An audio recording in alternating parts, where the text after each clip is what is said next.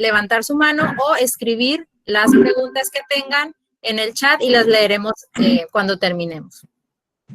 Bueno, el doctor Emilio Alberto de Igartua Monteverde es licenciado en Ciencias Políticas y Administración Pública por la UNAM. Tiene una licenciatura en Periodismo también por la UNAM, maestría en Economía Política por el Centro de Investigación y Docencia Económicas, maestría en Competencias Educativas por la UVM, doctor en Ingeniería Constitucional Electoral por la Universidad Carlos III de Madrid, España, y doctor en Gobierno y Administración Pública por el Instituto de Administración Pública del Estado de Tabasco, obteniendo un reconocimiento de excelencia al mérito educativo. Algunas distinciones que ha recibido son reconocimientos como el premio José Pajés Yergo por su labor periodística en el rubro de columna política. En 1991 recibió el premio Juchimán otorgado por la UJAT por su aportación y obra en beneficio de la comunidad tabasqueña. En 2013 el premio Lince de Oro por la UVM en la categoría Mejor Docente. Y a partir del 1 de octubre del 2018, la Junta de Gobierno de la Universidad Olmeca lo designa como rector de esta institución educativa. En el mes de julio de 2019, recibe la distinción Doctorado Honoris Causa en el marco del Segundo Congreso Internacional Justicia, Derecho y Paz, realizado en la ciudad de Zacatecas, otorgado por la Federación Mexicana de Colegios de Abogados, FEMECA. Bienvenido, doctor, muchas gracias. Damos inicio con el webinar China, amenaza u oportunidad, representando la carrera de Comercio Exterior y Aduanas. Adelante. Gracias, Alejandra, a todos los que nos han hecho la gentileza de conectarse el día de hoy.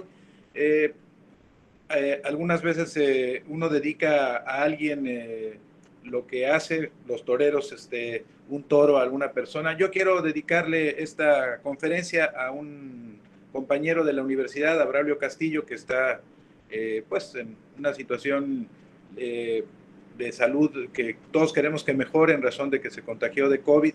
Entonces a él le mando un fuerte abrazo. Sé que no nos puede, aunque le hubiera gustado estar atento a esto, pero bueno, le dedicamos a todos nuestros compañeros esta plática.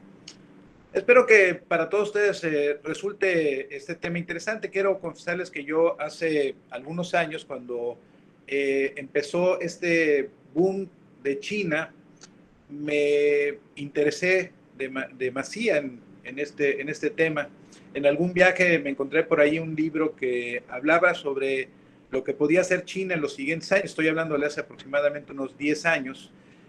Un libro que, por cierto, era interesante, que lo cargaba yo para todas partes cuando viajábamos, hasta que tuvo la mala suerte de quedarse en la funda de un asiento delantero en el avión, ¿no? Y ya no lo he podido volver a encontrar, pero fue un libro que me abrió muchas perspectivas sobre lo que iba a hacer ya China en poco tiempo, ya venía haciendo. Y quiero comentarles que esto no es obra de la casualidad. Un emperador francés muy conocido de todos ustedes, Napoleón I, en 1804 comentó que veía a China como un gigante que estaba dormido, pero que despertaría y se convertiría en un actor dominante a nivel internacional.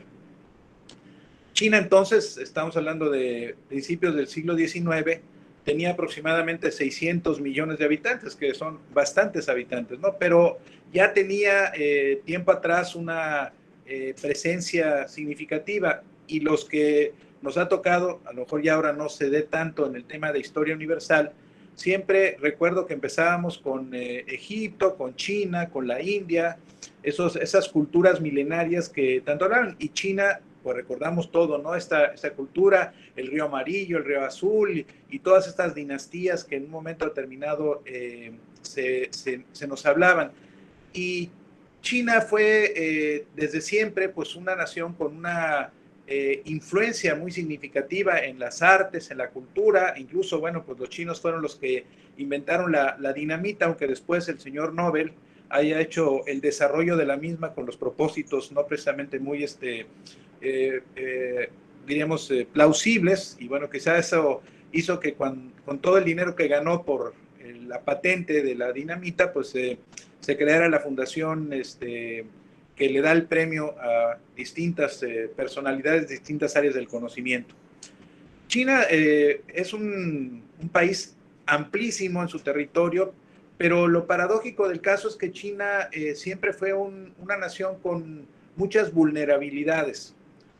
La muralla china que todos conocemos no es solamente una obra que hoy los que van a China la tienen que recorrer por cuestiones lógicas turísticas, sino que era una muralla, diríamos haciendo el símil del presidente que afortunadamente ya el 20 de enero va a dejar de serlo de los Estados Unidos, era un muro de contención, no solo por el tema de migraciones, no era lo importante, sino por los ataques que de manera frecuente recibían, sobre todo en la zona norte de Mongolia, aunque dominaba China una parte, pero los mongoles, pues de manera recurrente, procuraban o intentaban invadir esta zona, sobre todo una zona que se va a convertir y que más adelante vamos a comentar, que es la zona de Manchuria, que es la zona más rica, y es la zona hoy en donde se genera este desarrollo económico tan importante que vamos a explicar, sobre todo a partir de 1975-76, cuando Deng Xiaoping toma el control político y cambia radicalmente a China. China fue dominada en algún momento por poco tiempo, no tanto como el caso de la India, que duró hasta 1947, que fue cuando se independizaron del Reino Unido de Gran Bretaña, pero China también tuvo una presencia colonial de los ingleses. Sin embargo, no hubo esta, diríamos, filtración cultural y lingüística incluso, ¿no? En la India, una parte importante de, sobre todo las clases altas, pues no solamente hablaban inglés porque era parte de este contexto colonial, sino porque muchos iban a estudiar a Inglaterra, entre ellos Mahatma Gandhi, que fue uno de los pues, principales autores del modelo, del impulso a la independencia de China. Por cierto, una independencia que pues, ha caracterizado dentro de la tipología como una revolución de independencia incruenta, esto es, no se derramó una gota de sangre. Los hindúes se enfrentaron al ejército con una resistencia pacífica y fue este factor, curiosamente, lo que hizo, lo que permitió la victoria de los indios y su independencia. Y hablo de estos dos países, India y China, porque hoy en el contexto asiático, ambas naciones, una con más de 1.300 millones de habitantes y una con un poco más de 1.000, se convierten en factores dominantes de esa zona. Si me haces favor, Carla, ponemos ya la primera lámina. Me voy a remontar a la parte de inicios del siglo XX, porque hablar de China nos llevaría varios días hablar, ¿no? Pero al inicio ya del siglo XX empieza a haber un decaimiento del modelo imperial chino. No solamente por las características, fue un modelo feudal. ¿Qué significa esto? Que no transitaron a un sistema, a un modo de producción capitalista, como también ocurrió en la Unión Soviética. Realmente la Revolución Rusa, cuando triunfa en 1917, lo primero con lo que se enfrenta Vladimir Ilich Lenin al tomar el control político después de la Revolución de Octubre, es que Rusia, igual que China, eran naciones fundamentalmente agrícolas. Eran naciones con una fuerza muy importante en el sector primario, pero muy poco desarrollo en el sector secundario y si acaso algún desarrollo en el sector terciario, este es el comercio, ¿no? En los inicios del siglo XX va a haber la muerte de un emperador que había durado buen tiempo, que había mantenido el control político en China, pero que en razón de la edad, pues ya no había podido tener o mantener ese control y había vivido algunos elementos importantes, digamos, de revueltas que se dieron con una visión nacionalista. Esto es un componente que se da de manera recurrente en muchos países y lo observamos. Por ejemplo, Alemania, cuando su primera unificación, estamos hablando de los años 70 del siglo XIX, lo que dio este impulso fue una intención de configurarse como nación. Los que han estudiado derecho saben que los componentes fundamentales de un Estado-nación son tener un territorio, tener una población, tener un idioma, tener un marco jurídico general. Y eso era lo que en el caso de Alemania no ocurría, en el caso de China, en el caso de Rusia, no había ese componente, eran grupos de naciones que obviamente esa heterogeneidad generaba una problemática de gobernabilidad. Y por eso en China se empiezan a dar una serie de eventos de carácter político, pero también revueltas, y una de ellas fue la revolución de Qinghai en 1919. Un poco antes ya de esto, a finales del siglo XIX, había aparecido un movimiento político que se conoce como el Kuomintang. Los historiadores lo marcan como en estas siglas KMT, que fue fundado en 1894 por Sun Yat-sen en Shanghái, que hoy es una de los ejes fundamentales del desarrollo económico de China.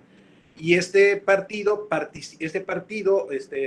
era, perdón, voy a una cacofonía, pero era miembro del Parlamento o del Poder Legislativo de China, que se conocía con el nombre de yuan. Por cierto, hoy ese concepto yuan es el nombre que tiene la moneda de circulación nacional. Y ahí aparece este concepto de la República Popular China, que después van a ser suyos los miembros del Partido Comunista. Un partido que van a ser, perdón, aquí hay un error, es en junio de 1921, no en 1921, fue un error que ahí cometí de dedo. Y los fundadores de este Partido Comunista son conocidos por todos. Mao Zedong, conocido en algún momento como Mao Zedong, al cambiar del chino cantonés al chino mandarín, se convirtió en Mao Zedong. Zhou Enlai, que fue el brazo fundamental, el brazo armado del Partido Comunista, él fue el que organizó todo el Ejército Rojo, inspirado de manera muy importante porque tuvo una influencia muy significativa de la Revolución Rusa y específicamente del ejército ruso, que en un momento determinado pues, fue el que logró de manera muy cruenta el triunfo de la Revolución socialista con Trotsky y obviamente con Lenin y Stalin en aquel país. Chen Duxiu y Li Dazhou, que eran figuras no tan prominentes o no tan significativas. El Partido Comunista, como ya les decía, tiene una clara influencia de la Revolución Rusa. Ahí empiezan a permear, obviamente, en Mao Zedong, en Zhou Enlai, toda la corriente del materialismo histórico que desde mediados del siglo XIX había impulsado tanto Carlos Marx como Federico Engels, con el desarrollo de todas las tesis del materialismo histórico, del materialismo dialéctico, que empiezan a impulsarse con la publicación del manifiesto del Partido Comunista, pero con una serie de documentos históricos que van a influir de manera significativa en los pensadores socialdemócratas, en los anarquistas, que van a ser figuras importantes en la última etapa del siglo XIX, Rosa Luxemburgo en Alemania, etcétera. La siguiente, Carla, si eres tan amable. Bueno, la Revolución China es un contexto muy largo. Se va a terminar en 1949. Algunos historiadores no coinciden en mi pensamiento, y bueno, yo lo digo simplemente porque sí estoy convencido que la Revolución China fue parte de la Guerra Fría, que se da entre 1945 y 1990, poco antes, 1989, con la caída del muro de Berlín. La Guerra Civil China va a iniciar en 1927, cuando se da una escisión dentro del Kuomintang, o el Partido Nacionalista, con el propósito de que Chiang Kai-shek, que era el yerno de Sun Yat-sen, al morir él, se toma el control del partido, y Chiang Kai-shek radicaliza desde el punto de vista de esta visión nacionalista sus estructuras políticas, pero tiene un choque muy fuerte con los comunistas y empieza el propósito de expulsarlos del Kuomintang, lo cual lleva a Mao Zedong y a sus seguidores a establecer ya un partido y a configurar un proceso para imponer este nuevo modelo, el que planteaba el Partido Comunista. Es un proceso muy complejo, muy largo. No quiero alargarme mucho porque diríamos que tendríamos que hacer un webinar específico sobre la Revolución China, Pero el tema fue que Mao Zedong estuvo obligado en un momento determinado a un contexto de una lucha en el marco de un gran territorio, muy amplio territorio chino, y se dio eventos tan importantes como la famosa Marcha Larga, en la cual se habla de la muerte de más de 1 millón de chinos en esta lucha contra el nacionalismo chino, que además empezó a tener algunos elementos de apoyo externos, como era el caso de Inglaterra, que en un momento determinado, ya también para esos tiempos, después de la Segunda Guerra Mundial, tenía el propósito de impedir que el comunismo, más bien el socialismo, porque el comunismo realmente, esto sí iba comentarlo, no ha habido ningún país que arribe a ese estadio del comunismo, ¿no? Dentro de la teoría marxista, el materialismo histórico establece muy claramente que el comunismo es la desaparición del Estado, ¿no? No hay clases sociales, y eso no ha sucedido ni en la Unión Soviética, ni en China, ni en Cuba. Es un Estado socialista que todavía preserva la existencia del Estado. La extinción del Estado per se, establece la teoría marxista, es lo que daría lugar al modelo comunista, una administración de las cosas por la sociedad. Pero bueno, esto es lo que inicia este conflicto muy largo. La siguiente, por favor, si eres tan amable, Carla.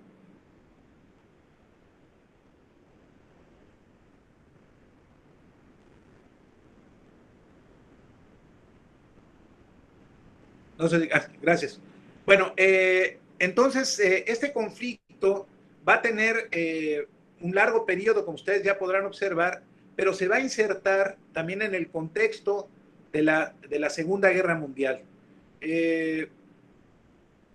La Segunda Guerra Mundial, como ustedes recordarán, inicia en 1939 y tiene como principales participantes, como principales actores, dos grandes bloques. Por una parte, Alemania, que hace una alianza primero con Italia y después con Japón, que va a configurar lo que se llama el eje Berlín-Roma-Tokio. Y del otro lado, bueno, vamos a observar la oposición a este propósito de expansión del modelo nacional socialista encabezado por Hitler, pero que también tenía sus puntos de coincidencia con el fascismo italiano de Benito Mussolini y con el nacionalismo japonés que el emperador Hirohito y sobre todo los generales japoneses impulsaban. La invasión de Polonia, luego ya esta ampliación de la influencia nacional socialista, sobre todo también con la invasión posterior de Holanda, de Bélgica, de Luxemburgo, y la invasión que se dio de los alemanes a Francia, a diferencia de lo que había ocurrido en la Primera Guerra Mundial, que no lo pudieron hacer y se convirtió en una guerra de trincheras. En la Segunda Guerra Mundial, los alemanes sí pueden invadir en junio de 1940, invaden Francia, la dividen en dos secciones, y esto da lugar a este componente, la declaración de la guerra por parte de Inglaterra y Francia, el eje Berlín-Roma-Tokio. Rusia se mantiene al margen, hay un acuerdo entre Alemania y la Unión Soviética que se reparte en Polonia para tranquilizar la situación, aunque años después, 1942, los alemanes traicionan este acuerdo de paz, invaden Rusia, hasta que se dan estas batallas importantes de Stalingrado en 1942, los soviéticos vencen a los alemanes. Pero en este contexto de la Segunda Guerra Mundial, Japón, que como ustedes saben es un país con un modelo militar históricamente muy desarrollado, siempre han estado circunscritos o constreñidos a un territorio muy reducido, una población muy abundante en un territorio muy acotado. Y eso ha generado que que Japón en muchos momentos haya buscado ampliar sus horizontes. Lo hizo en 1540 buscando hacerse de lo que es la península de Corea. Ahí hubo la primera intervención y el primer enfrentamiento entre China y Japón, expulsando a los japoneses. Pero en el marco de la guerra, en razón de que en 1917-19 los nacionalistas expulsaron al último emperador un niño. Ustedes a lo mejor vieron algunos la película del último emperador, el emperador Puyi de la dinastía Shinon Manchú de los Qin. Este emperador había heredado de su padre la corona, pero por su edad, por ser muy pequeño, su madre se convirtió en la regente, y obviamente eso debilitó el contexto de gobernabilidad, y eso tuvo como resultado pues la caída de la monarquía y lo que ya les he platicado del surgimiento de la República Popular de China. Hu Jin salió de China con su mamá y algunos familiares y se refugió primero en Estados Unidos y luego en Japón. Y los japoneses encontraron en esta presencia del emperador expulsado y, de manera ilegal de la monarquía una justificación para plantear en el contexto de su intento de ampliar su espacio territorial a la zona de Manchuria en China, que lo que intentaban con esa acción era volver a colocar en el trono al emperador Puyi. Y esto es lo que va a dar entonces el marco de la presencia muy larga, prácticamente hasta 1945, de los japoneses en el territorio chino. Esta situación va a provocar algo muy singular, el hecho de que al tiempo que estaba ocurriendo esta invasión de los japoneses en Manchuria, los nacionalistas y los comunistas estaban peleando en el territorio chino para ver cuál era el bando que dominaba y tenía el control de ese territorio. Pero Mao Zedong, en un momento determinado, le dijo a Chiang Kai-shek a través de Zhou Enlai, dijo, oye, pues si nosotros nos seguimos peleando, lo que va a ocurrir es que cuando terminemos de pelear, los japoneses son los que van a ser dueños de este territorio. Así es que lo que te pido es que nos unamos, dejemos ahorita de manera temporal esta confrontación y nos aboquemos a sacar a los japoneses del territorio. Situación que no fue fácil porque los japoneses, ustedes los conocen, son bastante tercos, muy dispuestos a mantenerse, y los que les gusta el box recordarán peleas de algún peleador mexicano contra japoneses. Prácticamente hay que sacarlos con las patitas para adelante porque si no, no se dejan derrotar. ¿Qué fue lo que ayudó finalmente a esta salida de los japoneses? Bueno, pues ustedes recordarán que el fin de la Segunda Guerra Mundial tiene un trasiego muy específico. Uno, tengo que recordar el tema de la derrota de los nacionalsocialistas, de los alemanes en Rusia, que fue mal planeada por Hitler y sus generales. Cometieron el mismo error que había cometido Napoleón Bonaparte en 1812 cuando invadió Napoleón a Rusia, entonces Rusia, y se encuentra con una oposición muy fuerte del ejército ruso, pero no fue tanto el ejército ruso lo que venció al ejército de Napoleón con más de 1 millón de soldados, sino el invierno. Y la estrategia de los rusos de cerrar todos los centros de abastecimiento, contaminar el agua, y eso fue lo que a final de cuentas derrotó a Napoleón I, que tuvo que regresar a Francia, y a final de cuentas esa derrota de 1812, poco tiempo después, en 1814, significó su derrota en el territorio. Tuvo que salir exiliado a la isla de Elba, luego se escapó, viene el Imperio de los 100 días, la derrota en Waterloo y finalmente su exilio a Santa Elena, donde murió en 1816. Bueno, pues a los alemanes les pasó algo más o menos parecido. Hitler, con su plan Barbarroja, invade la Unión Soviética y se enfrenta a un ejército no tan bien armado, pero también con un componente militar importante. Nikita Khrushchev, que después fue premier soviético, fue el encargado de enfrentarlos en Stalingrado, y la derrota en 1942 hace que los alemanes tengan que volver a su territorio, y los soviéticos, que paradójicamente habían tenido una neutralidad y que no habían participado realmente en la Segunda Guerra Mundial, se convierten en una figura muy importante en la Segunda Guerra Mundial, porque aunque no era el deseo de los aliados, Francia Inglaterra y Estados Unidos, que entra al conflicto el 7 de diciembre de 1941, cuando los japoneses bombardean Pearl Harbor, pues tienen que aceptarlo como un aliado y empieza esta participación de la Unión Soviética que va a terminar con la derrota de los alemanes, su caída en agosto de 1945. Previo habían derrotado en el 44 a los italianos junto con los ingleses y los norteamericanos en Italia, pero quedaba Japón, que se había negado a aceptar su derrota. Y como ustedes recordarán, esta se va a dar en razón de la determinación del presidente Harry S. Truman, que había tomado la presidencia pocos meses antes en razón de la muerte del presidente Franklin Delano Roosevelt, que había impulsado un proyecto conocido como el Proyecto Manhattan, cuyo objetivo era generar una bomba atómica. La forma o el método para esa bomba atómica generó dos grandes grupos. Ustedes recordarán, unos que planteaban que la bomba tendría que ser una bomba tradicional, o sea, de explosión, y otros que tenían, diríamos, la fe puesta en todas las teorías atómicas de Einstein, de Bohr, etcétera, planteaban que la bomba tenía que ser una bomba de implosión, de una carga nuclear. A final de cuentas, esta bomba fue la que se desarrolló.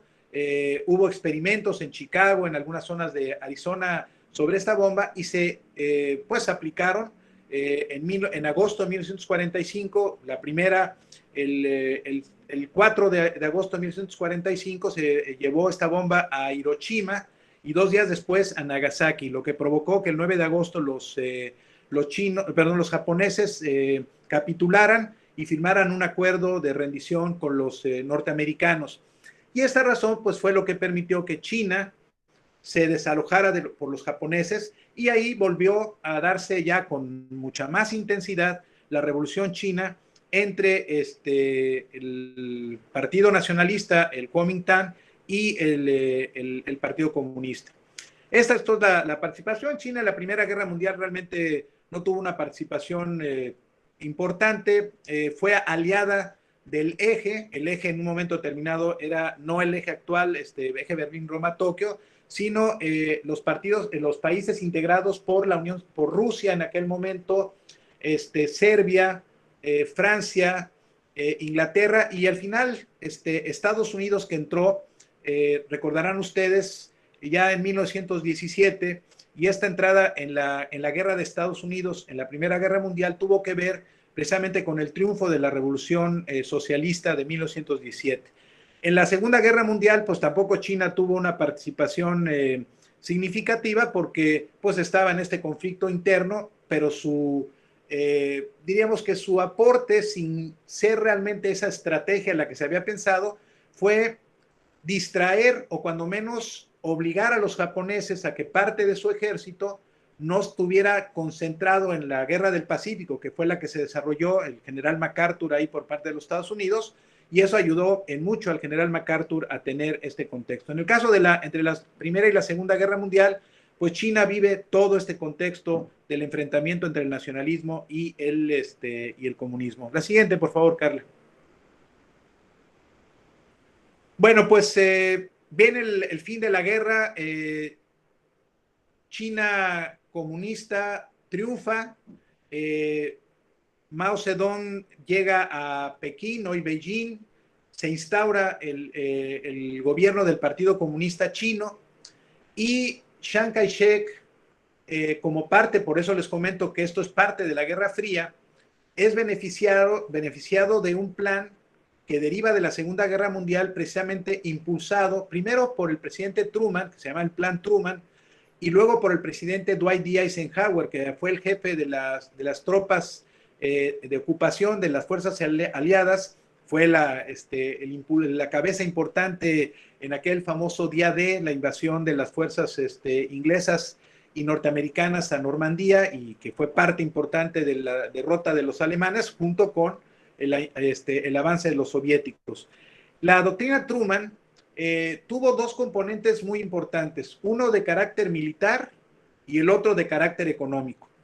El carácter militar significaba una estrategia para impedir el avance del comunismo en Asia y en el mundo en general, pero en Asia particularmente. y papel importante de esa contención, paradójicamente, iba a ser encargado a Japón. El otro tema fue el económico.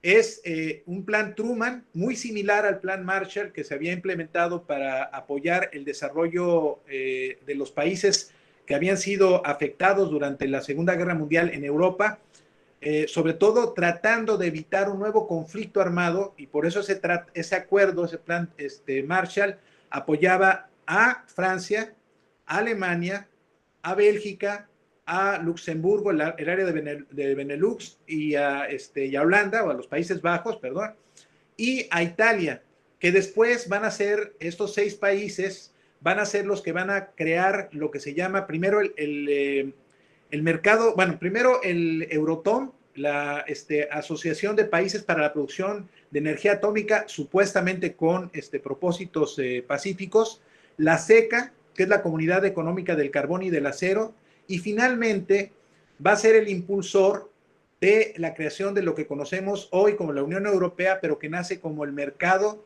Común Europeo, una asociación aduanal que establecía una libertad de aranceles para el movimiento de mercancías entre esos países. Como ustedes ven, esa estrategia del Plan Marshall de Truman impulsada, pues a final de cuentas logró no volver a tener un enfrentamiento como había ocurrido en la Primera Guerra Mundial y en la Segunda, pero además en otros siglos, enfrentamientos entre Inglaterra y Francia, entre Inglaterra y Alemania o Prusia en ese momento, y esto logró la pacificación y el desarrollo económico de esa región.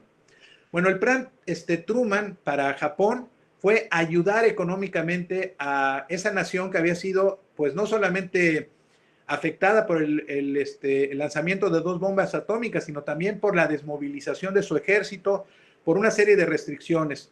Y obviamente esta colonización económica de Japón permitió que este país se convirtiera en un aliado estratégico de Estados Unidos en la zona, y al final de cuentas el principal contenedor del avance de China durante buen tiempo. Y si ustedes se dan cuenta, el éxito de esa estrategia tiene 2 elementos importantes. Uno, que Estados Unidos financió la recuperación de la zona europea y la zona japonesa, prestándoles dinero a estos países, incluso en algunos casos a fondo perdido, pero pues condicionando a que la tecnología, los equipamientos, toda la maquinaria que se requería para restaurar la estructura productiva en esas zonas, se le comprara a Estados Unidos. Entonces, pues era un negocio redondo. La otra es que tuvieron a estos aliados importantes. En Europa, sobre todo, porque esto en la división del mundo en 2 grandes bloques, a partir de la división de Alemania en la parte este y oeste, la zona occidental dominada por primero Francia, Inglaterra y Estados Unidos, y luego ya la zona de la República Federal Alemana, y luego la parte este, la República Democrática Alemana, dominada por la Unión Soviética, dividida primero por una simple reja, pero después por un muro que va a caer en noviembre de 1989, pues va a darle a Estados Unidos un importante predominio geopolítico en esa región. Y en el caso de Japón, pues vamos a observar cómo se va a generar un desarrollo económico muy importante, porque Japón va a recibir los recursos económicos para detonar su desarrollo industrial, tecnológico, que lo va a volver un país dominante. Y hay una anécdota que me parece importante comentarla. Cuando le llega a Japón esta ayuda económica, junto con esa ayuda de dinero, le va a llegar a un señor que se apellidaba Deming. Deming es el padre de lo que se llama la calidad total. Los norteamericanos, después de la Segunda Guerra Mundial, obviamente tienen que hacer un replanteamiento de su industria, de sus competencias industriales, tecnológicas. Y el señor Deming insistía en Estados Unidos de la necesidad de que las cosas se produjeran con calidad. Nadie en Estados Unidos le hizo caso. Y entonces los norteamericanos, cuando hicieron este paquete de ayuda a Japón, le mandaron al señor Deming con todo y el dinero, y el señor Deming en Japón estuvo durante varios años insistiéndole a los japoneses en la calidad total. Vamos a producir, pero con calidad, a reducir los defectos de manufactura de los automóviles, de las computadoras, de las televisiones. Los que tienen, como yo, ya bastante edad, recordaremos, los jóvenes obviamente no vivieron eso, que cuando nos decían, vamos a comprar un producto japonés, no, decía, espérate, no, una televisión japonesa ni regalada, ¿no? Yo voy a comprar una Hot Point, una Packard Bell, televisiones ya sea europeas o norteamericanas. Comprar una Sony era verdaderamente una aventura. Este señor Deming logró que Japón modificara de manera significativa sus esquemas de producción, dándole ese sentido de calidad y paulatinamente convirtiéndose en un referente para la producción. Pero esto trajo también para Japón una dificultad. En la medida en que iba creciendo económicamente, sus capacidades de desarrollo iban ampliándose, pues obvio es que la tecnología que fue desarrollada de manera muy importante en las instituciones de educación superior, los tecnológicos, Japón se convirtió en un referente de la modernidad y de la innovación. Pero también, como es obvio, su fuerza de trabajo empezó a encarecerse, porque no había solamente ya trabajadores de cuello azul, sino muchos trabajadores de cuello blanco, cuyo trabajo se pagaba muy bien. Empezaron los japoneses a tener pagos por jornadas de trabajo incluso superiores a los de los países industrializados, incluso superiores a los de Estados Unidos. Y esto, como lo sabemos bien, es un factor que incide de manera significativa en el costo de producción. De tal suerte que de pronto los productos elaborados en Japón, muy buenos porque el señor Deming había permeado en que fueran de calidad, dejaron de ser atractivos en el mercado porque su costo de producción era muy elevado. Y entonces los japoneses empezaron a preguntarse, ¿qué vamos a hacer para aprovechar esas características, ventajas comparativas y competitivas, pero que seamos obviamente competitivos en el mercado? Y entonces lo que hicieron fue desarrollar estrategias de vinculación con los países de su zona, con la zona oriental, y empezaron a tener acuerdos con países cercanos y distribuyeron entre ellos la maquila de sus productos, de tal suerte que una televisión, la caja de la televisión se la encargaban a Tailandia, los componentes de los transitores a Singapur, y así, bueno, el control remoto lo hacían en otra parte, y obvio eso bajaba los costos de producción porque aprovechaban que esos países tenían una fuerza de trabajo con un valor, un precio de fuerza de trabajo más bajo, y entonces a final de cuentas lo que hacía Japón era simplemente armar, ponerle su marca y distribuirlo en el mundo. Eso convirtió a Japón en una potencia económica. Paradójicamente, los dos grandes enemigos del mundo libre, como dirían los norteamericanos, en la Segunda Guerra Mundial, Alemania y Japón, se convirtieron pronto en los ejes fundamentales, uno del desarrollo de la zona europea, que fue creciendo paulatinamente, primero de los 6 países originales, luego 12, luego 18, hasta los 47, bueno, 48 todavía, porque aunque ya el Reino Unido ya dejó de estar por el Brexit, pero bueno, los 48 países, y de este lado, el mundo asiático creció en razón de esto. Luego surgieron los famosos tigres asiáticos con Corea del Sur, con Tailandia, con Singapur, con países que fueron teniendo un desarrollo económico muy importante. ¿Qué pasaba mientras tanto con China? Bueno, China estaba viviendo después de la Revolución China el periodo diríamos, de consolidación del modelo socialista en China encabezado por Mao Zedong.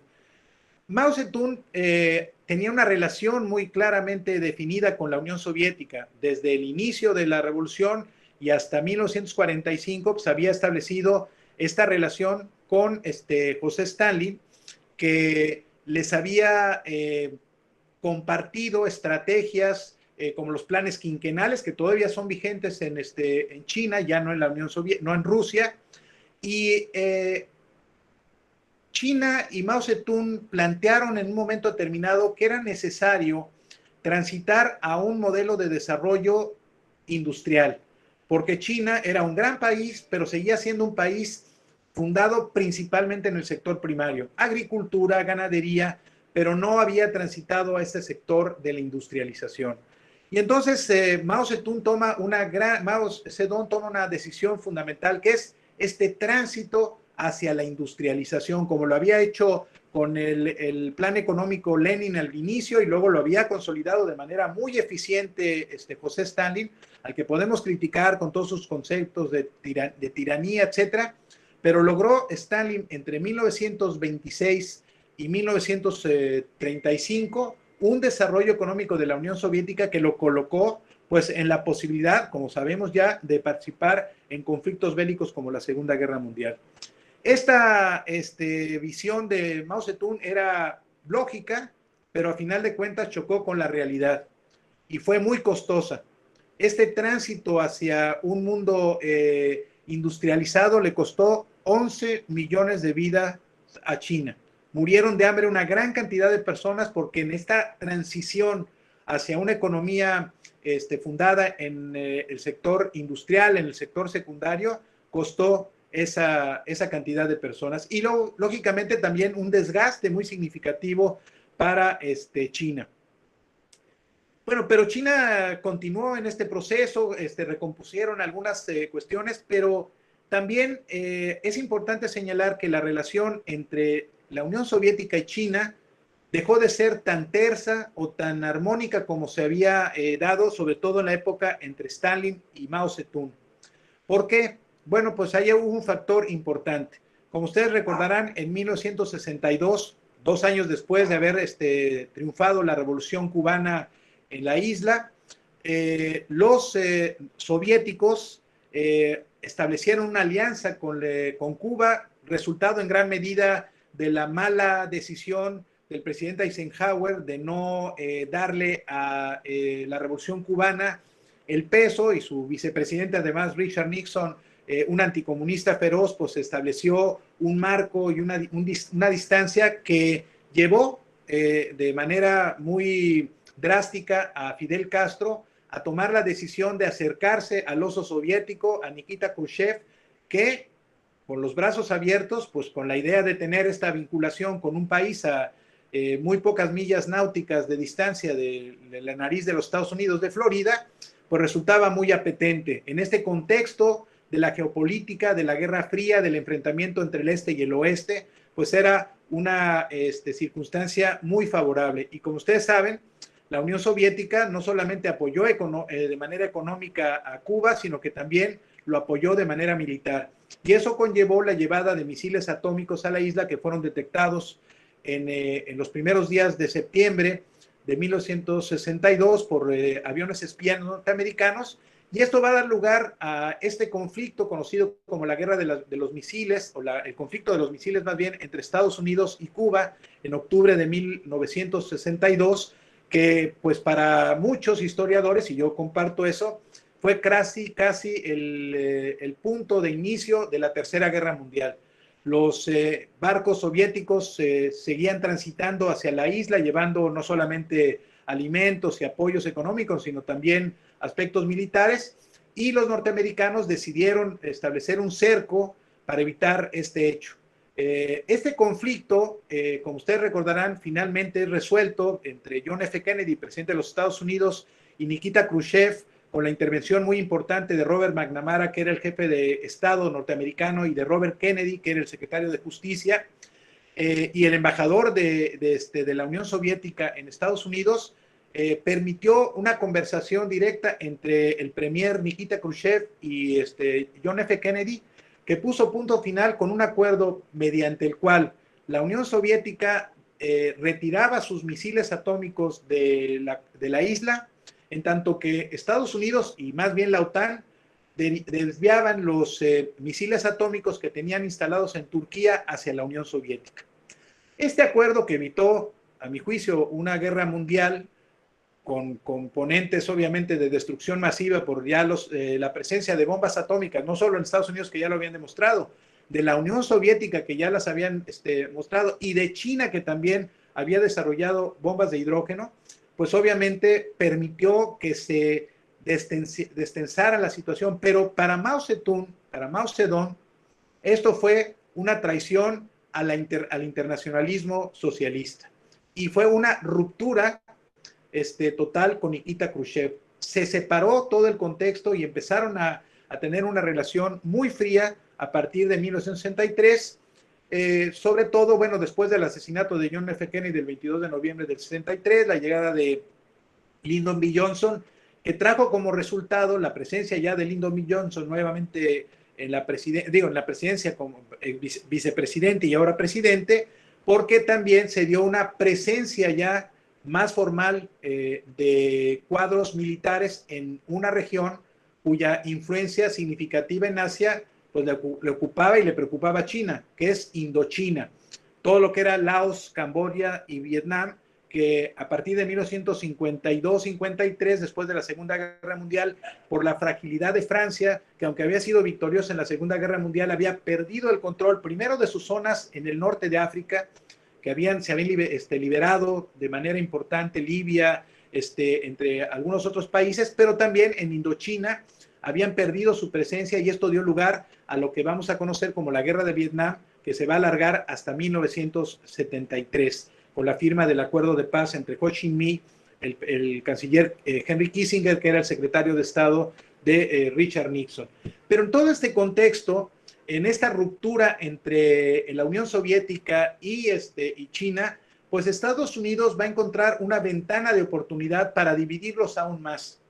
Quiero comentarles que cuando termina la Segunda Guerra Mundial y se constituye la Organización de las Naciones Unidas, que es la hija de la Liga de las Naciones, fundada después de la Primera Guerra Mundial en 1919, la Carta de las Naciones Unidas, derivado del acuerdo del Mar Báltico, en el que se establece la creación de esta organización internacional con el propósito de evitar nuevos conflictos, recupera de la Liga de las Naciones, la Asamblea General sí, pero un Consejo de Seguridad.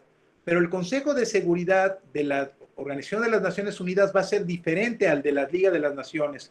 Va a estar constituido sí por 15 países, pero 5 de ellos van a ser 5 países permanentes.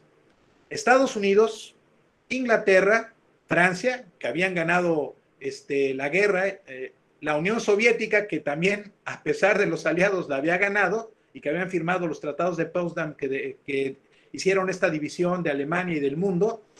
Y el quinto país fue China, pero no China comunista, sino la China nacionalista, Taiwán, a donde Estados Unidos había colocado a Chiang Kai-shek, líder nacionalista que había sido derrotado por los comunistas y que para protegerlo es llevado a el territorio de Taiwán, y Taiwán se convierte también en una parte importante de las estrategias japonesas para el desarrollo de Asia, obviamente impulsados por Estados Unidos.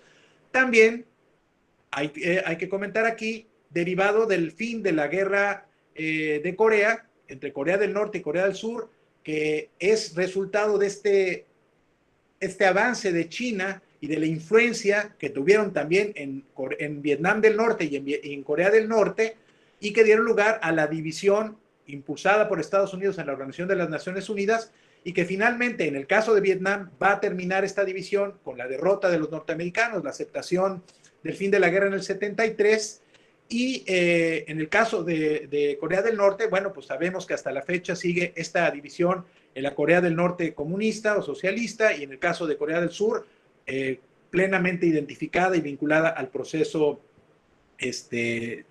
económico capitalista. En 1973, en este marco diríamos, de derrotas, de un escenario no muy favorable para Richard Nixon, lo que se hace es que Kissinger, después de aceptar este Tratado de Paz de París con los vietnamitas, busca cómo fortalecer su alianza con China. Y lo hace a través de una estrategia que se llamó la diplomacia del ping-pong, como ustedes verán en esta diapositiva. La diplomacia del ping-pong, ¿qué significa eso? Bueno, pues Estados Unidos mandó a China a un equipo de ping-pong. Obviamente saben ustedes que los chinos pues, fueron los inventores de ese juego. Tuvieron participaciones ahí en China, luego fueron a Estados Unidos, y luego hubo una visita de Richard Nixon, primero de Henry Kissinger y luego de Richard Nixon a China. Reanudan relaciones, y cómo le pagó Estados Unidos a su aliado histórico, a los taiwaneses, a Chiang Kai-shek, poniendo a China comunista en el asiento número 5 de del Consejo de Seguridad de los Estados Unidos, de las Naciones Unidas. Bueno, Termina entonces el contexto de esta relación y vamos a ver cómo el modelo socialista va a empezar a desconfigurarse. Surge una figura muy importante en la Unión Soviética, la muerte de casi sucesiva, 2 meses de diferencia, de Brezhnev-Cherchenko, va a dar lugar a la llegada de Mikhail Gorbachev a la Unión Soviética. Y Mikhail Gorbachev, un joven de 68 años, para mí es un chamaco, pero que era obviamente un muchacho comparado con los 84, 85 años que tenían los que acababan de morir, da un vuelco en la Unión Soviética, establece mediante la perestroika un análisis de Rusia, de la Unión Soviética, y comenta que no pueden seguir ya conteniendo el avance del modelo capitalista, haciendo a un lado las necesidades internas.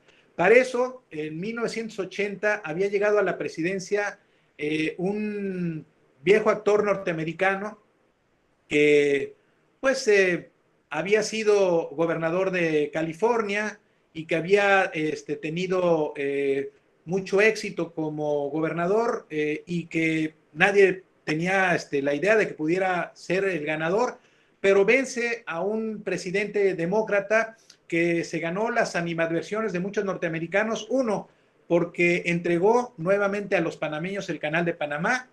Dos, porque firmó los tratados de paz de Campo David, que para los israelitas, obviamente muchos judíos norteamericanos no lo vieron bien, pues era una traición. Y eso permitió a Ronald Reagan convertirse en presidente de los Estados Unidos.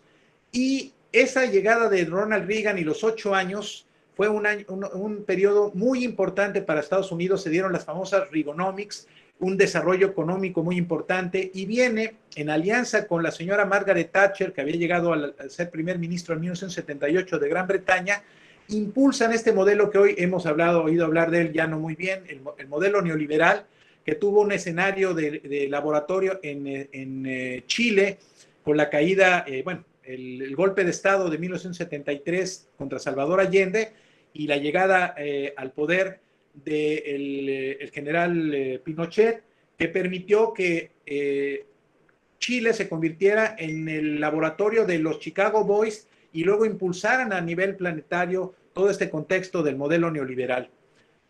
Este esquema de la llegada de Reagan al poder también trajo como consecuencia un impulso a lo que se conoce como la Guerra de las Galaxias, y no me refiero a la trama cinematográfica, sino al tránsito de la Guerra Fría a el espacio. Hay que recordar que los norteamericanos fueron duramente golpeados. Hoy esta vacuna que se llama Sputnik de los rusos no es un nombre nada más gratuito, significa también un recordatorio cuando en 1956 los rusos lanzaron al espacio el Sputnik, ganándole a los norteamericanos la carrera espacial, aunque después los norteamericanos hayan ganado en el tema del supuesto, la llegada a la Luna, ya después sí realizada, pero la primera quedan muchas dudas de que haya sido efectivamente alunizaje. Todo este contexto es lo que va a dar lugar a esta circunstancia en la cual la Unión Soviética, pero sobre todo sus aliados, Hungría, Polonia, Rumania, Checoslovaquia entonces, Alemania del Este, empezaran a fracturarse. Ya había habido señales muy significativas. 1956, el levantamiento en Hungría. 1968, la primavera de Praga, que fueron sofocadas por las tropas soviéticas con el rigor de las armas, y sobre todo el fortalecimiento de las tropas de las fuerzas socialistas del modelo comunista en Alemania. Pero esto finalmente se rompió, se fracturó, y en noviembre de 1989 el muro de Berlín cae, no desde el lado oriental, sino desde el lado occidental. Y esto, como ustedes saben, va a traer como consecuencia, uno, la caída de la Unión Soviética, el desmembramiento de la Unión Soviética con sus 22 repúblicas, la expulsión del poder de Mikhail Gorbachev, la llegada de un nuevo gobierno, una república rusa, pero también va a traer como consecuencia el término de la Guerra Fría. y posteriormente a este contexto, en 1991, la nueva unificación, la segunda unificación de Alemania. Todo este contexto va a generar una nueva esfera geopolítica y el mundo, que estaba dividido en dos grandes bloques, va a entrar ahora, si ponen por favor la siguiente lámina, al contexto de lo que vamos a llamar la triada del comercio internacional. Esto para los compañeros que estudian comercio internacional, para los que están en preparatoria y que han estado estudiando economía, es una parte importante porque este mundo bipolar de el modelo socialista contra el modelo capitalista se va a diluir en un contexto comercial. ¿Y por qué se llama la triada? Porque se identifica con un triángulo y en cada uno de los ejes de este triángulo, en cada uno de los ángulos, vamos a tener a cada uno de los países dominantes que hasta la fecha existen, con cambios que ahorita voy a explicar. Estados Unidos y su componente de influencia en América Latina. Europa, siendo el país dominante con la Unión Europea, que paulatinamente va creciendo hasta estos países que hoy hemos mencionado. Y finalmente Asia, originalmente dominado por Japón, pero hoy dominado por China.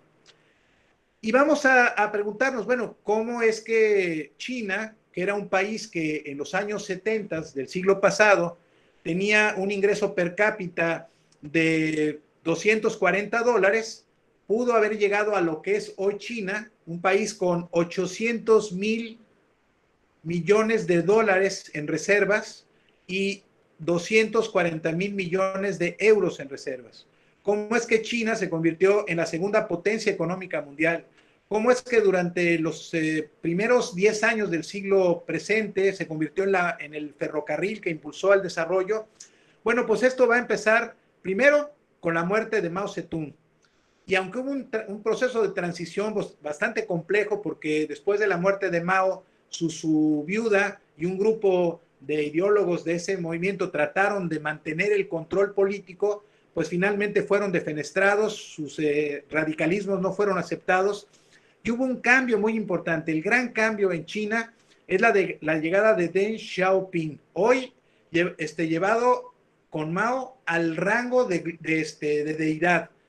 Hay hoy 3 deidades: Mao, Deng Xiaoping y Xi Jinping, el actual presidente, que lo va a dejar de ser dentro de 2 años, pero ya son las grandes deidades del contexto chino. A Deng Xiaoping se le conoce como el arquitecto general de la reforma.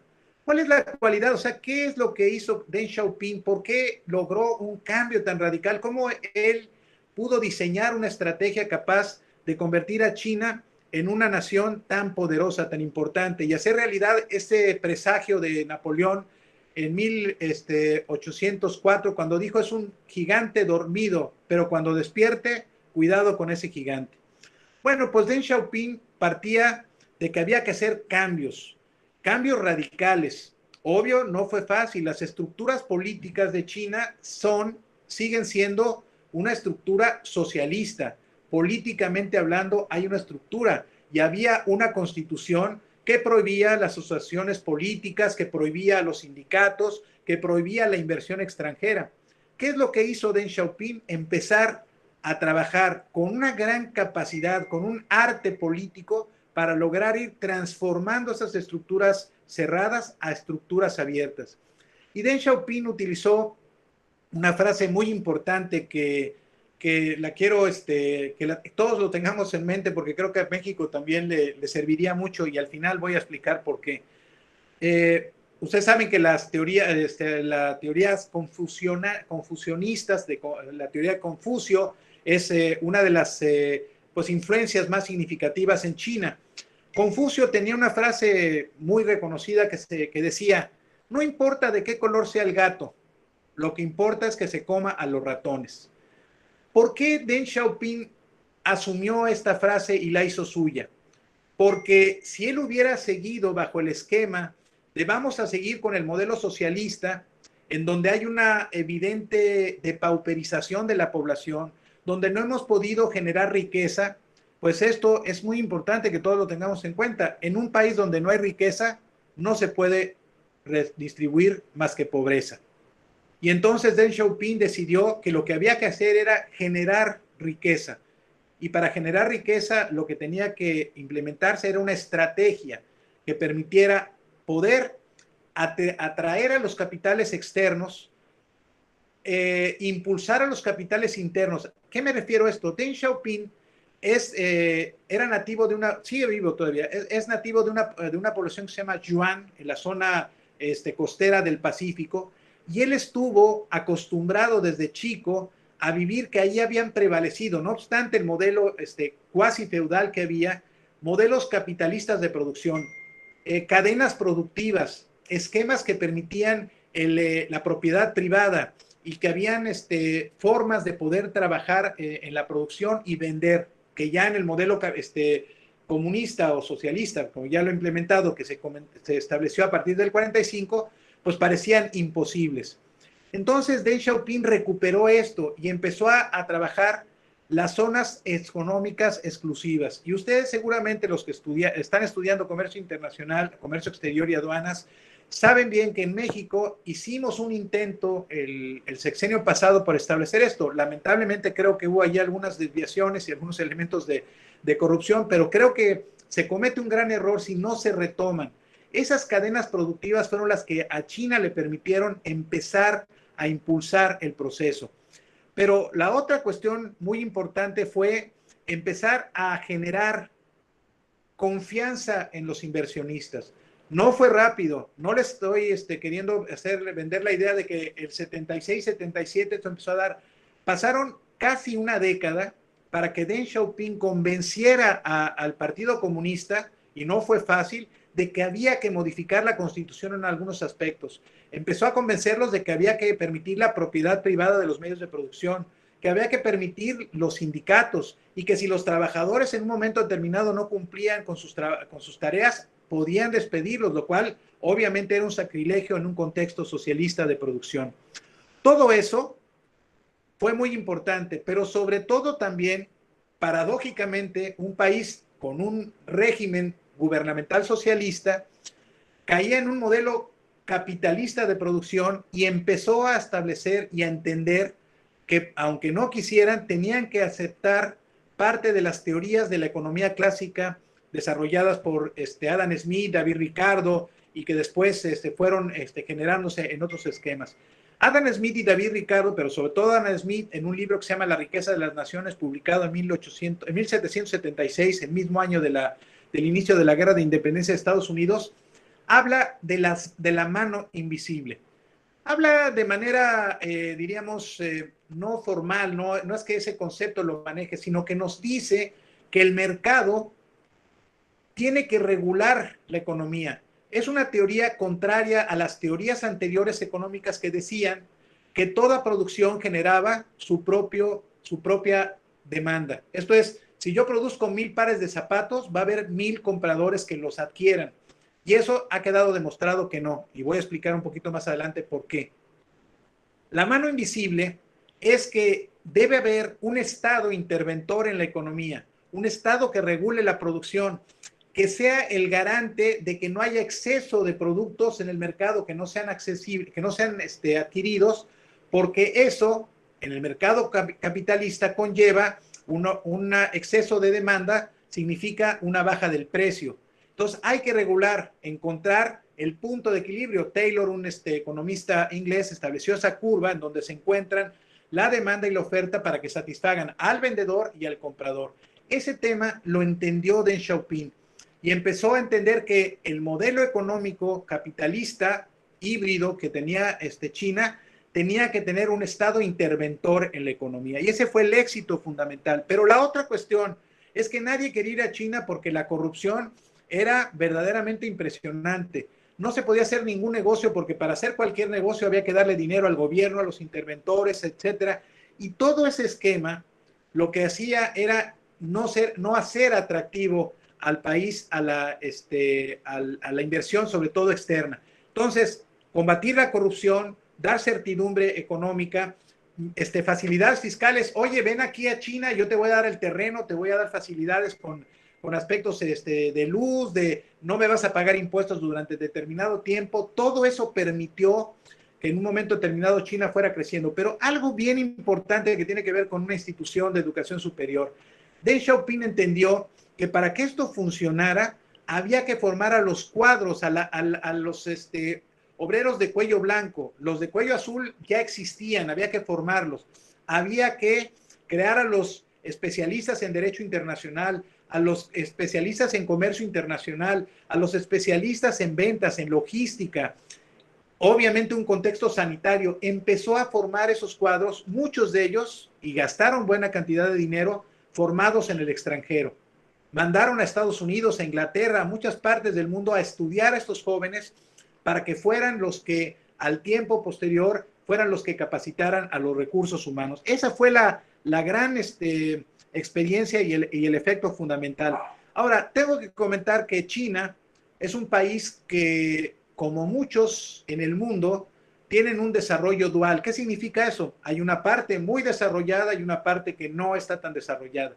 Generalmente, si ustedes se dan cuenta, este esquema se da a nivel planetario.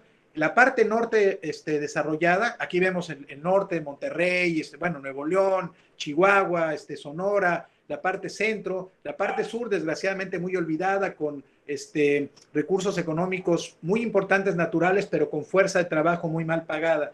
En Estados Unidos igual, el norte industrializado, la parte sur agrícola. Bueno, en China no es así. La parte la que colinda con el Océano Pacífico, es la que se ha desarrollado de manera significativa. Hay 140 puertos construidos en esa zona, que son los responsables del envío de mercancías a cualquier parte del mundo. La parte es hasta ahora, y voy a explicar después cómo se está tratando o se va a tratar de revertir esto, es la parte que lamentablemente está más abandonada, con infraestructura menos desarrollada, con muchos faltantes y obviamente con salarios muy bajos.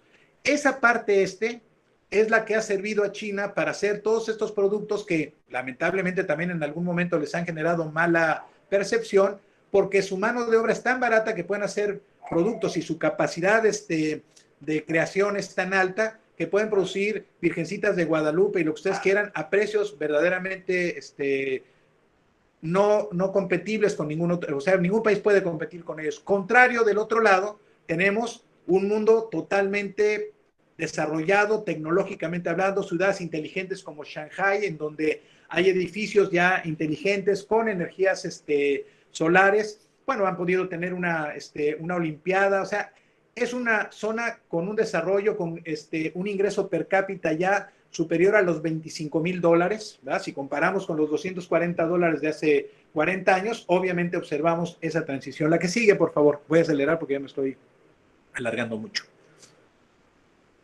Bueno, ¿cuál es la nueva ruta de la seda? ¿Qué es lo que hoy China? ¿Por qué China puede ser una oportunidad o una amenaza? Lo que está haciendo hoy es desarrollo comercial, abriendo espacios de comercio a todas partes. Hoy China, en el contexto internacional, el Producto Interno Bruto comercial de China es el 35% mundial. Su desarrollo portuario, como se los estaba comentando, pues es increíble. Tienen puertos con toda la tecnología que les permite sacar a todo el mundo estos recursos que producen. El crecimiento de sus reservas en dólares y en euros es impresionante. ¿Y qué ha significado esto? Seguramente ustedes conocen que hoy, derivado de la pandemia, sí, pero también ya venía desde antes, hay muchos países en el mundo que están viviendo crisis significativas económicas, sobre todo América Latina, África, y China se ha convertido en un financista de esta recuperación. Ha pagado deuda externa. Argentina le acaba de ofrecer $40,000 millones para que pueda cubrir por anticipado la deuda que contrajo con el Fondo Monetario Internacional. ¿A cambio qué?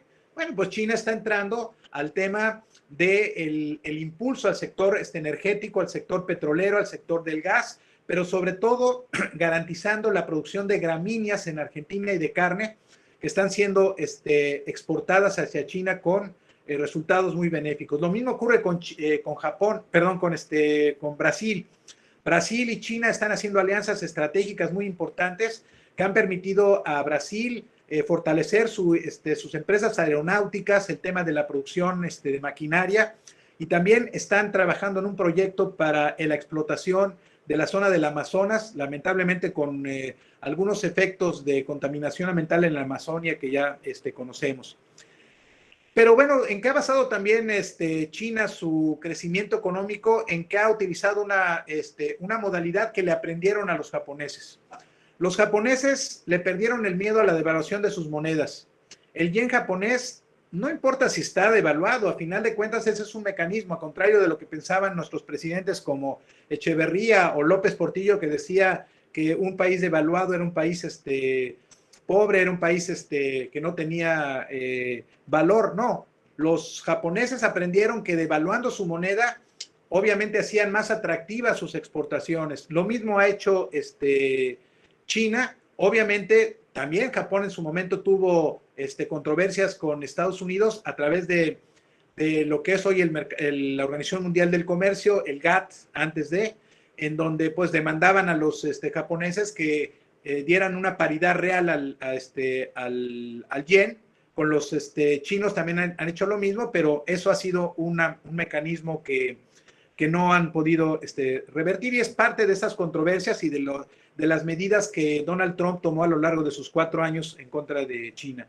Ampliación de los escenarios comerciales, pues buscar espacios que puedan en un momento determinado colocar sus mercancías. Mayor participación en la esfera diplomática internacional.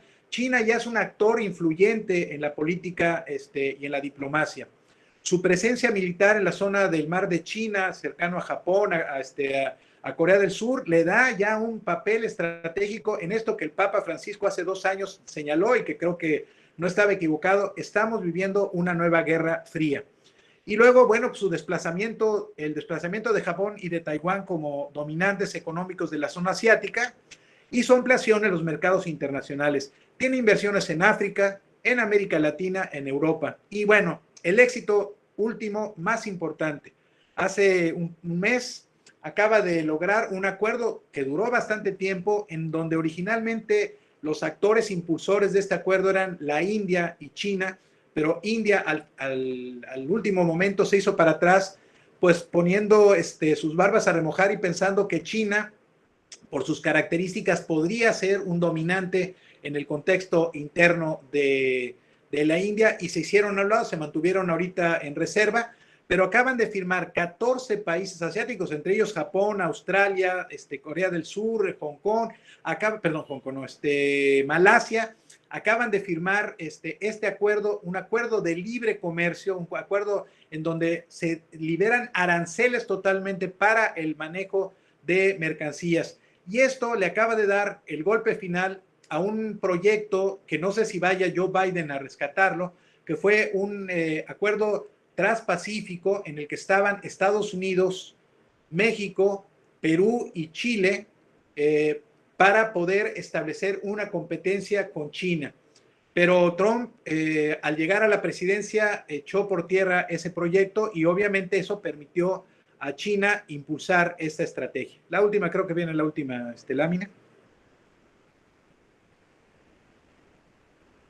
Bueno, la nueva Guerra Fría, ¿qué es lo que va a traer? Ustedes han visto que hay una muy alta confrontación ya entre Estados Unidos y China. Posiblemente Joe Biden cambie la estrategia, pero lo que estamos observando hoy de China es un desarrollo tecnológico y militar importantísimo. Su último desfile en conmemoración del triunfo de la Revolución China mostró un músculo bastante importante, igual que lo hizo Rusia en el marco de la celebración del triunfo de la Revolución Soviética. La relación entre China y los Estados Unidos en la era post-Trump es una incógnita. Es muy factible que Biden le baje 2 rayitas a la tensión, que no vaya a estar continuando haciendo estas estrategias de aranceles, pero también China ya se está preparando. Acaba de informar, más bien de promover Xi Jinping en el Congreso del Partido Comunista una estrategia en el plan quinquenal que se llama una estrategia de 2 vías, que es algo que nosotros en México deberíamos adoptar. China está clara de que tiene que seguir impulsando su mercado exterior, pero China sabe que lo que es una estrategia y un saldo pendiente desde ese crecimiento exponencial de China es desarrollar el mercado interno. Imagínense que un país con 1.300 millones de habitantes tuviera el dinero suficiente para comprar las mercancías que producen e incluso otras que se pudieran importar.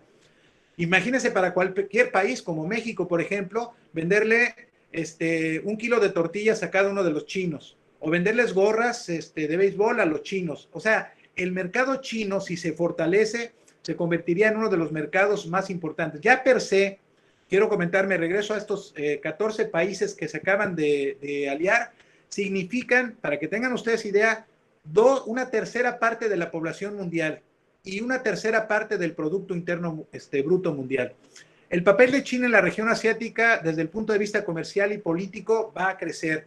Japón, desde luego, y Corea del Sur van a tener que replegarse, van a tener que buscar alternativas para poder contener este avance de China, que desde el punto de vista geopolítico va a ser importante.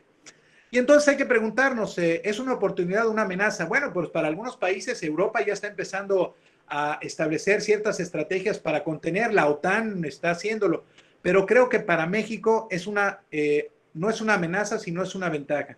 Hace unos días o hace unas semanas, cuando el presidente Andrés Manuel López Obrador se abstuvo de felicitar, a Joe Biden por su triunfo, que todavía no era realmente formal, ya lo fue el lunes pasado cuando el colegio electoral así lo determinó.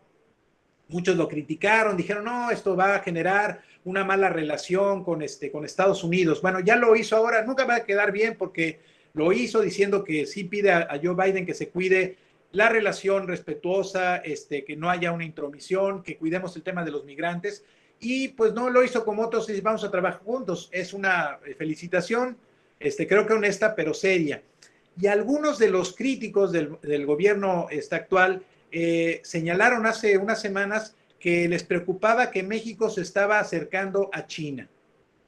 Yo creo que sinceramente esa es una estrategia que el gobierno mexicano, sin dejar de lado a Estados Unidos, con el que tenemos un nuevo tratado, ya no de las mismas características que se firmó en 1993 y se entró en vigor en el 94, pero es un tratado muy benéfico que nos da la ventaja de poder atraer a capitales externos, pero sobre todo, estimados compañeros, sobre todo los estudiantes de comercio exterior, los que quieran estudiar esto, México tiene hoy que revertir la enorme dependencia que tiene de Estados Unidos. El 89% de nuestras importaciones vienen de allá, vienen de allá, y el 89% de nuestras exportaciones van allá. No podemos seguir siendo un país que si le da, como dicen, tifoidea o tuberculosis a los norteamericanos, nos afecta a nosotros. Hoy, también hay que decirlo, les dio pulmonía a los norteamericanos y no nos morimos de la pulmonía. Económicamente, por más que se diga y con todo algunos errores estratégicos para apoyar la economía mexicana, creo que tenemos un dólar estable, tenemos una tasa de inflación estable, las reservas económicas se han mantenido. Ayer el Fondo Monetario Internacional amplió a 60,000 millones de dólares la reserva en stock para México por cualquier contingencia. Así es que creo que no está en un momento equivocada esa estrategia. Y creo que, bueno, lo que está haciendo Xi Jinping de establecer ese desarrollo de dos vías, vamos a ir hacia afuera, pero vamos hacia adentro. Y termino diciéndoles, esto no es nuevo para México.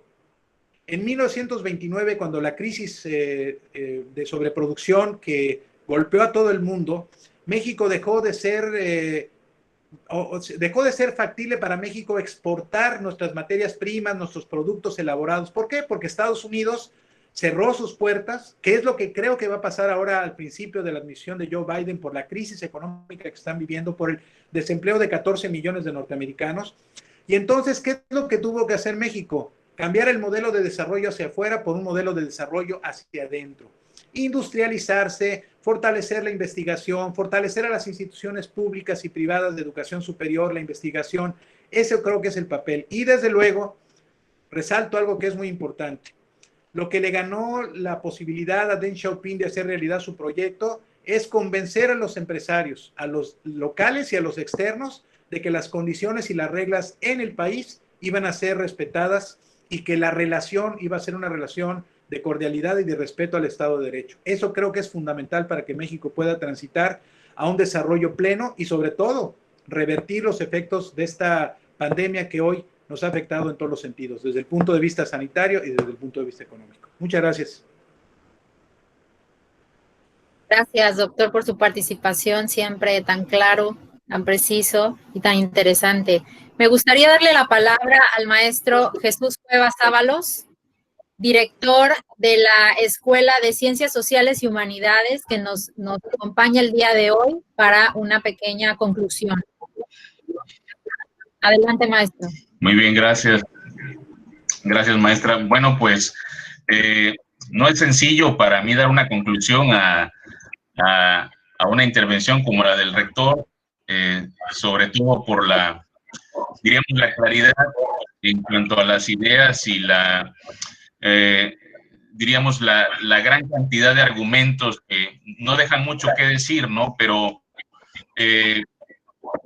lo que quisiera yo es expresarle, sobre todo a los estudiantes de preparatoria que sé que están conectados y que estarían ya eventualmente en la posibilidad de estudiar una licenciatura, pues que estos temas como el que el doctor Emilio Alberto de Igarto acaba de abordar revelan la necesidad de una formación de calidad, de una formación académica que nos permita incrustarnos, si se puede decir así, en el mercado laboral en unos años, con el conocimiento claro de cómo se comporta, en este caso, la economía, sobre todo cuando hablamos del comercio exterior y aduanas.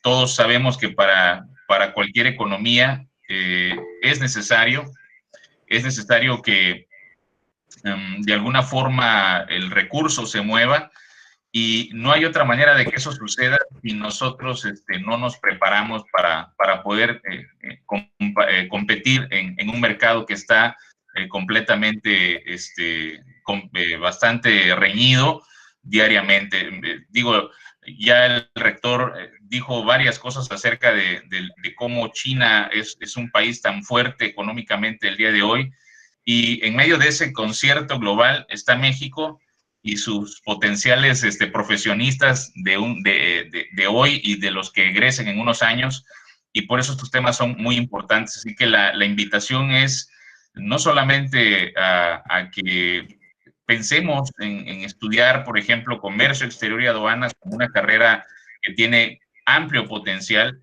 sino también el hecho de pensar en hacerlo en una universidad donde la calidad de los conocimientos es una garantía.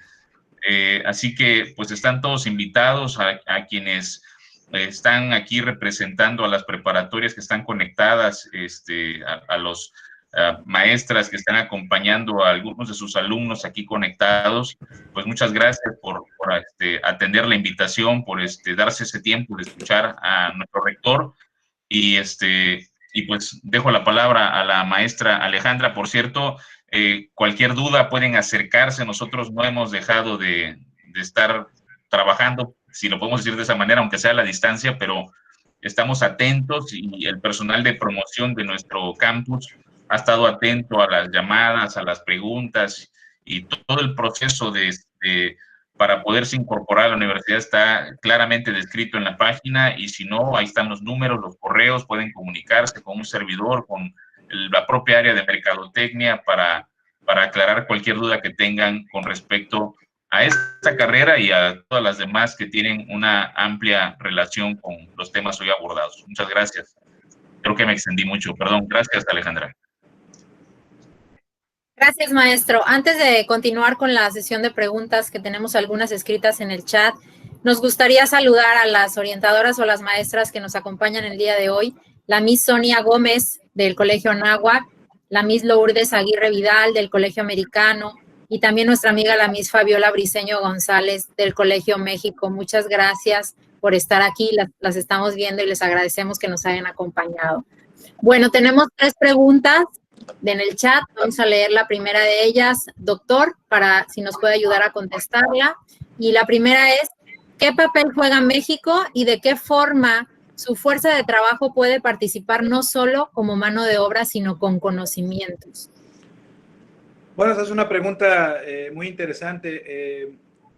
Parto de comentar que ayer fue acordado y no les cayó muy bien al sector empresarial un incremento al salario mínimo muy significativo de cerca del 17%. Y bueno, algunos empresarios, sobre todo los que no han sido muy partícipes o acordes con la estrategia de este gobierno, señalan que esto va a tener un impacto inflacionario. y la cuestión es que el año pasado se hizo un incremento significativo al salario mínimo que durante mucho tiempo no se había realizado. Y me parece que esto nos pone en una situación de competencia, pero de otra naturaleza. Es muy lamentable que cuando nosotros vemos la lista de los salarios mínimos en América Latina, México está en el mismo rango que Belice, que Haití. $4.50 la hora. Entonces, durante mucho tiempo y cuando se firmó el primer Tratado de Libre Comercio, el Telecam, pues una de las argumentaciones, incluso contrarias a la firma por parte de algunos, me acuerdo de Ross Perot, candidato a la presidencia independiente, decía, ¿cómo vamos a firmar un tratado con un país mísero, con salarios míseros? ¿Qué nos van a comprar? Bueno, obviamente ese tratado se fundaba en que esos salarios bajos permiten una producción con menores costos y que ha sido efectiva y exitosa. ¿Y qué quiero decir con esto? Que no obstante los salarios bajos, tenemos una calidad de producción que nos coloca en el contexto general. Entonces creo que ha llegado el momento en que México empiece, como lo hizo China, a transitar a una fase en donde tengamos mediante profesionales bien formados, con buenos salarios y también técnicos bien capacitados con buenos salarios, empezar a competir en el mercado internacional, no por bajos salarios, sino por la calidad de nuestra producción. Desde luego, eso es un tema que va a llevar tiempo, pero evidentemente tenemos que ir transitando a esa fase en donde perdamos este esquema de que pues vienen a invertir acá o vienen a colocar sus dineros porque los salarios están deprimidos. Hoy sabemos que el tema de la pandemia y la crisis económica está colocándose en una posición compleja, incluso en la comparación del contexto de los salarios gubernamentales con los privados, ha habido ahí también una modificación significativa. Pero yo creo que México puede tener ya una participación importante. No comenté, pero es muy importante señalar algo. No se le ha dado la difusión necesaria. En Oaxaca, entre Minatitlán y Salina Cruz, que obviamente es territorio veracruzano y oaxaqueño, se está convirtiendo un tren transísmico. Este es un proyecto que cristaliza algo que desde hace muchos años lamentablemente no se pudo concretar. Y les traigo un poco a colación la historia.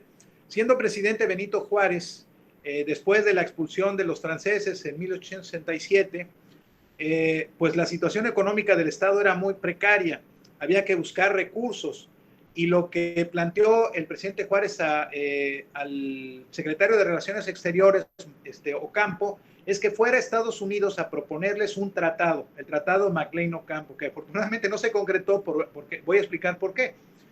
Porque la idea era recibir apoyos económicos de Estados Unidos a cambio del uso a perpetuidad del Istmo de Tehuantepec y de la posibilidad de que las tropas norteamericanas pudieran transitar por el territorio nacional hacia Centroamérica, donde ya empezaba a haber una presencia norteamericana muy importante por un señor apellidado, ¿cómo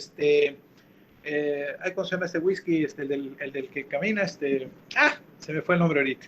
Bueno, ese del caballero, hombre, Johnny Walker. Johnny Walker. Johnny Walker. Sí, perdón, un homónimo del señor, es que yo no tomo whisky por eso. El señor Johnny Walker era un filibustero realmente que fue a Centroamérica a desarrollar allá todo lo que después tendría el control United Fruit y todas esas empresas. Bueno, ese canal de Panamá, el Istmo de Tehuantepec, no se concretó porque afortunadamente Estados Unidos, el Senado dijo, no hombre, que vamos a hacer un tratado de libre comercio con México, si es un país pobre. Bueno, en 1901 se empieza a construir el Istmo de Tehuantepec, el canal de Panamá, que se hace con la experiencia de la construcción del canal de Suez.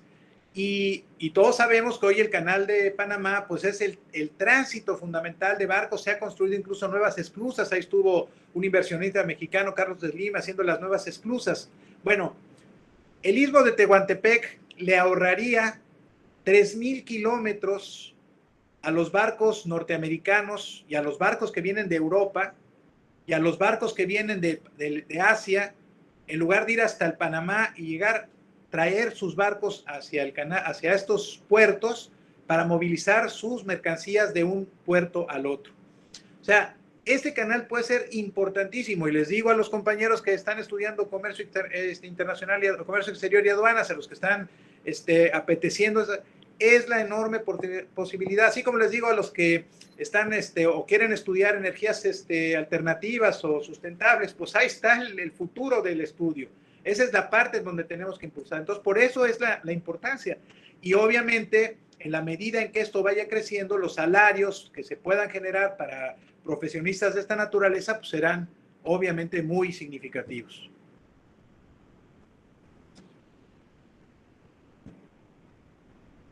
Gracias, doctor. Tenemos una pregunta de la Miss Sonia. ¿Cuál es su opinión sobre China como futura primer potencia en un futuro no muy lejano? Bueno, pues a Donald Trump obviamente le quitaba el sueño y por eso buscaba a toda costa evitarlo. Yo pienso que en la teoría de los imperios, pues todos los imperios tienen su cenit y su caída, y lo hemos visto con distintos imperios, desde el romano, el español, etcétera, ¿no? Estados Unidos tarde o temprano tendrá que declinar. Muchos dicen que más temprano que tarde. Y sí, efectivamente, si China continúa siendo pues este motor de la economía. Comento un dato que es bien interesante. Hoy prácticamente todos los países del mundo, unos más, unos menos, van a tener un decremento en el crecimiento del Producto Interno Bruto. China es el único país que va a tener un crecimiento del 2%, y dirán, ay, 2%, un país que crecía al 9, el 10, al 12, al 14%, pareciera nada, pero esto nos demuestra lo que es China. En noviembre pasado, China tuvo un crecimiento del 7% en su producción manufacturera. Entonces, bueno, pues yo creo que China, sin lugar a dudas, algunos hablan del año 2030, quizá. Cuando yo empecé que me cometí, yo decía que era una grosería, pero me dijeron, es que ya eres un sinólogo. Bueno, el sinólogo es la persona que se especializa en el estudio de China. Los sinólogos dicen que esto va a ser antes, en el 2025. Vamos a esperar a lo mejor 10 años, puede ser, pero de que China se va a convertir en la primera potencia mundial, no tengo la menor de las dudas. Gracias, doctor. La última pregunta que vamos a leer es relacionada con aspectos ganaderos. Nos dice así. Esa la hace Ricardo Fitz. Sí. China es actualmente el motor del mercado de la carne. A pesar de la pandemia, su demanda de productos cárnicos continúa creciendo. Ello representa una gran oportunidad para los productores primarios. Los más preparados para aprovecharla son los ganaderos del Cono Sur. Tabasco pudiera insertarse en la proveeduría de la cadena de proteína animal de China. En ese sentido, la influencia de nuestro vecino del norte puede representar una desventaja en una negociación a la luz de la guerra comercial entre ambas potencias. Bueno, mucho de esta pregunta la podría responder con mucha mayor sapiencia precisamente el que la hace. Saludo a Ricardo Fitz, uno de nuestros estudiantes precisamente de administración ganadera. Yo pienso, y Ricardo, de él ha aprendido mucho, porque en algunos viajes incluso que hemos hecho se pasa largas jornadas explicándome ese tema. Estados Unidos ha impuesto desde hace varios años características al tema de la producción agropecuaria, ¿no? Que hoy se está, sobre todo en la ganadería, en la producción de cárnicos, se está tratando de revertir. Hay diríamos, ejemplos muy significativos en Colombia, en Brasil. Hace unos días tuvimos un webinar muy interesante sobre el tema del búfalo, ¿no? Están cambiando muchos de los esquemas. Yo sí pienso que México tiene que, primero que todo, y sí es un punto que a mí me parece muy delicado, y tanto Ricardo como Raúl Ojeda han puesto punto ese dedo sobre el renglón, es que sí México está descuidando mucho el cuidado de la ganadería local. Se está permitiendo la entrada de ganado sin controles de Guatemala, de Belice, ¿no? Y eso pues, es obviamente muy lamentable para la producción de nuestra zona, pero además también pues sigue prevaleciendo la presencia de estos componentes culturales de la ingesta de carne tabular, que es la que utilizan los norteamericanos.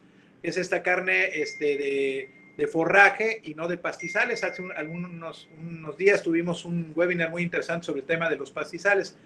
No sé qué tanto Estados Unidos, ahí sí les diría, vamos a tener que esperar los primeros días del mandato de Joe Biden para ver cuál va a ser su comportamiento con respecto a China. Y también no hay claridad porque de los 100 puntos más o menos que está constituido el programa de gobierno de Joe Biden, hay muy pocos que estén dedicados al tema de América Latina. Realmente no le dedicó mucho tema.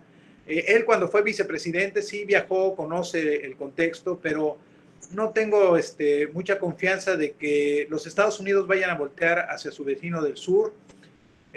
Pienso que sobre todo, al menos el primer año, va a ser una política muy ostracista, muy centrada al interior, a fortalecer su mercado interno. No va a ser una American First, decíamos ayer en un programa de radio que tenemos, como lo plantea el presidente Trump, pero sí creo que va a ser un remasterizado de ese American First, donde obviamente tiene que buscar empatías con 71 millones de norteamericanos que no votaron por él, ¿no? Entonces creo que va a ser una presión interna muy fuerte y eso pues va a marcar mucho la ruta con respecto a la relación con México. Ahora, lo que sí estoy claro es que aún le haya mandado el primer día, antes de que incluso fuera electo, una carta al presidente López Obrador, las relaciones con Estados Unidos no están dadas por relaciones amorosas o por simpatías, son intereses. Ese es el tema fundamental. Rockefeller, un millonario norteamericano, decía los intereses de la General Motors son los intereses de Estados Unidos. Si a Estados Unidos le interesa que nosotros tengamos un desarrollo, lo va a hacer. La carta, la misiva que le manda Andrés Manuel López Obrador a Joe Biden le plantea tratar de impulsar el desarrollo de Centroamérica. Ese es un tema que desde el inicio de su administración, Andrés Manuel, encargando a Marcelo Ebrard, el secretario de Relaciones Exteriores, ha pedido a Trump, es que la migración no se va a parar con muros, no se va a parar con la Guardia Nacional, se va a parar con inversión en la región sur-sureste del país, de México, y en la inversión en países como Guatemala, como Belice, Honduras y El Salvador. Hoy, lamentablemente, veo que El Salvador también ya se convirtió, como Guatemala, en país más seguro. Y los que saben de derecho internacional saben que eso significa que están obligados a retener y a recibir a aquellos migrantes que sean rechazados por Estados Unidos para que regresen a su país. Pues, bueno, las relaciones son una duda, las relaciones con Estados Unidos, pero así han sido siempre. Alan Reading, en los años 80, un escritor, un periodista de origen brasileño, pero que se nacionalizó norteamericano, escribió un libro que siempre se recuerda, que se llama Vecinos Distantes. México y Estados Unidos hemos sido vecinos distantes. A veces nos va bien, tenemos relaciones y intercambiamos algunas señales de amistad, pero no olvidamos, y no es que seamos rencorosos, no quiero caer en el esquema de Andrés Manuel López Obrador de que, pues, pero nos quitaron 2/3 partes del territorio, nos invadieron en 1917, o sea, no ha sido un país amistoso, ni republicanos ni demócratas, es que tampoco nos hagamos a la idea, porque si alguien sacó del país y regresó del país a migrantes, fue la administración Obama-Biden. Así es que tampoco pensemos que las cosas van a cambiar de la noche a la mañana. Gracias, doctor. Pues con esto damos por concluido nuestro interesante webinar y los invitamos a todos. En el chat está algunas preguntas de otras personas que ya no pudimos leer. Los invitamos a ver nuestros webinars anteriores. Todos quedan grabados y los pueden ver en el canal de YouTube de la universidad, así como visitar la página de la Universidad Olmeca, que es www.olmeca.edu.mx, para toda nuestra oferta educativa. Gracias a todos, buenas noches, gracias rector por su participación y a las preparatorias que nos acompañaron. Muchas gracias, buenas noches. Gracias a todos, un abrazo para todos. Gracias.